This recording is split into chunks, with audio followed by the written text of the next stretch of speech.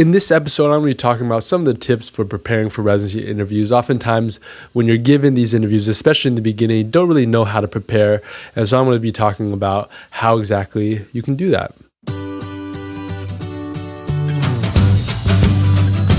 For more educational resources like our H&P notebooks, check out medicalbasics.com.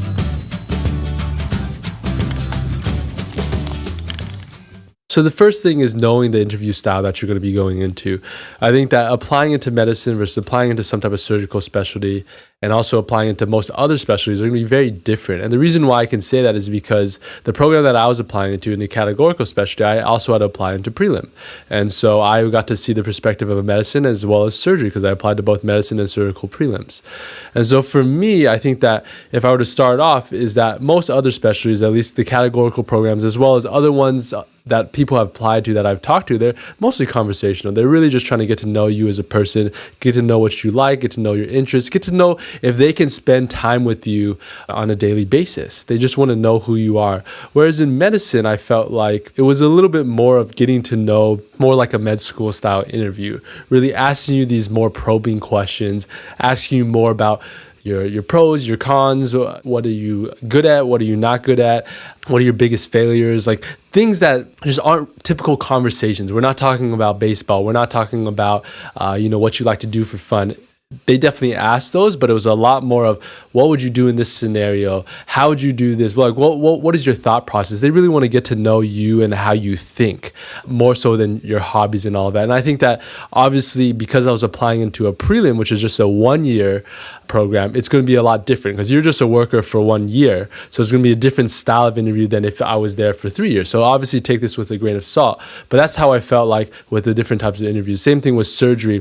I felt like it was similar to my medicine interviews, but people were a little bit more curt. They weren't as nice as the people in medicine. They were a lot more short with me, and they just wanted to get to the core of the questions that they had, and they didn't really want more than that. So definitely the big picture is just know the type of interview that you're going into, and the way you're going to find out is just asking other people. You'll know based off of doing a little bit of research, find what type of interviews these are, and even if you can find the different programs, because every single program has a little different style, if you can find out some information on them, that would be even better. Next thing is to know yourself. Every single interview that you go into, you know you're going to get these same core questions that you're going to be asked. Know why you want to go into this specialty. Know all your goals and aspirations. Know what you want to do in 5 to 10 years, maybe even 20 years.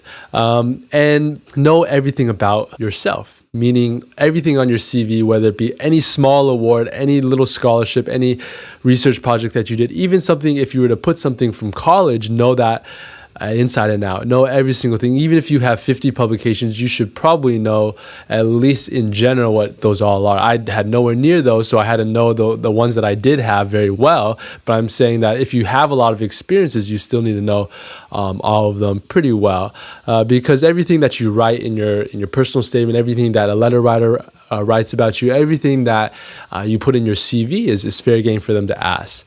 And so definitely if you do some research, know that research very well, because oftentimes, at least this was for me, a lot of my interviewers had read my papers. They had read the research that I had done, whether it be just for this interview or also they had read it previously just because they were doing research in that area themselves and they wanted to see what the topics were. And so these are likely going to be experts in their field, so you have to know your research so well that you can even explain it to someone who knows 10 times more than you'll ever know. So definitely, this is a time that you, if anything, out of all the things that you have to know about yourself, your research is going to be the most important, because the last thing you want to do is for them to be correcting on your research on things that you're talking about, because they know exactly everything about your research and more. So this next thing goes back to what I was talking about originally of knowing your audience. So for example, whether you apply to a prelim or categorical or community versus academic program, you're going to have a very different goal in mind. For example, in prelim versus categorical, prelim, you really want to showcase that you can work, whereas categorical, you want to showcase your potential. So for example, if you're interested in research in a prelim, it's not going to be as advantageous to be talking so much about the research that you want to do as an intern, because it could potentially take away from showing that you can work hard as an intern. They really want to know, if you're only there for 1 year, they want to know that you can work, that you can put in the time, that you're going to kind of essentially put everything else away. And And so they want to know that you can put in the work. And so for a prelim, it's a very different goal. Whereas categorical, you want to showcase that you're going to have potential. You're going to showcase that you're going to have potential for the residency program, for the institution, for everything about the program. And it's going to be a very different vibe that you're going to have and a very different goal that you're going to try to pursue in a prelim versus categorical. Same thing goes with community and academic program, is that if you're a huge researcher, especially for me, I was interested, I guess I was a little bit interested in research, also interested in innovation and tech. And this was something that I could not at all talk about in a community program. It was something that they just would not understand. So I kind of shifted everything. I shifted things from innovation and tech to education. And when I went to the academic programs, well, then I went back to what I actually was interested in, which was the innovation and tech. And so you have to kind of be flexible. You have to be flexible based off your audience. So know what the program is known for, whether it be research, education, or maybe even private practice versus academic careers. You're going to have a little bit different viewpoints on what are your goals, what are your goals and aspirations, depending on, well, if this is a program that only is a small community program that only pumps out private practice doctors in whatever field you're going into, and you say that you want to really be this academic researcher that is really only doing a little bit of clinical medicine, well, that's just not going to fly. That's not going to be something that is going to work for that program. And so you have to be flexible. Even if your interests are one thing, you have to be flexible and kind of tell them something else. It's very similar to when you were a third year and you're telling everybody that you want to be a surgeon on your surgery rotation, and then when you're on medicine, well, all of a sudden you want to go into internal medicine. So it's the exact same scenario as that. Just know your audience and be flexible. So the next point I want to make is to do your research. I think it's extremely important to know why you want to come to a particular program, because it's going to be a very common question that you're going to be asked, especially if you're coming from out of state or if you're applying from a large academic residency program, right? Your med schools are typically attached to some type of residency program. So if you come from a program that also has a very good residency and you're applying to smaller programs or community programs, this is going to be a question that's going to be very common. And it's going to be something that you really need to know. And it's going to be difficult if you haven't done your research. If you don't know what's something that's unique about the program, it's going to be difficult to answer that. You're just going to be giving very vague answers. So definitely prepare for that. But also, there's a lot of other things that you can prepare for. Things like program type, the different rotation sites, and things like that. I think that this is a little bit less important. You should know at least a little bit about each of these different things, but you really just need to know at least one thing about the program, one thing that's unique about the program, because it's going to be hard to remember exactly all the different rotations you're going to be doing, all the different, like the calendar years and the research and all these different things. They're going to mesh together. And so it's okay for you to not memorize all of that, but just be aware of those things. But definitely it's clear if you've done your research, and it's clear if you haven't done your research, and you just want to make it seem like you're taking the interview seriously. Next thing is going to be something that's going to oftentimes throw you off guard, especially early on, is having questions prepared the moment you walk in. This could be the very first question that they ask you. Oftentimes it is the first question you're asking. Sometimes this may be the only question that they ask you, but more often than not, they want to ask you if you have any questions, just to open it up, because sometimes they may not have time. If they're a really chatty interviewer, they just want to ask you if you have any questions early on, see where you're at. Interviewers love to talk about themselves, so if you ever run out of things to say or run out of questions to ask, you can always ask them about themselves, about the program, things like that. But try to ask things that are specific. Try to ask things that really only, either if you're talking to the program director, only a question that the program director can answer, or if you're talking to some faculty, not a question that just any resident could answer or you could look up online. So try to ask certain questions that are going to be useful, because these are oftentimes what the interviewers judge you on. I don't know how they're able to judge you on questions that you ask, but sometimes these are the only questions that you'll be asked, is what questions you have. So somehow in their formula, they're able to judge that based off of what questions you ask. I'm not sure how, but they definitely may know how.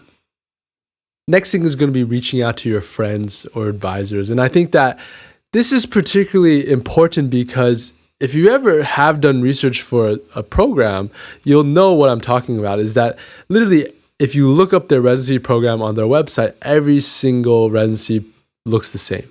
They're going to have one page, if you're lucky, they're going to have one page and maybe some links that talk about their program, talk about what's unique about their program.